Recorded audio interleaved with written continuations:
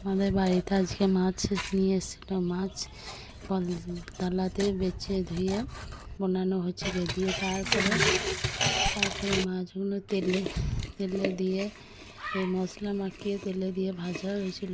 ভাজা হয়ে দিয়ে পেঁয়াজ দিয়ে রান্না করা হয়েছিল সবজি। মাছ ভাজা, মাছ তেল পেঁয়াজি আর ডাল করা হয়েছিল।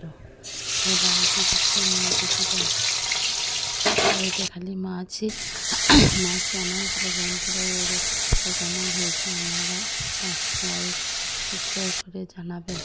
আমার রান্নাটা যদি ভালো হয় আপনারা আমার সাথে থাকবেন। আমরা সেরকম পারি না, আপনাদের মতো আমরা যেমন রান্না করি সেরকম সাধারণ নিরামিষভাবে রান্না, মাছ রান্না, সবজি রান্না তুলে দেখাতে চাই।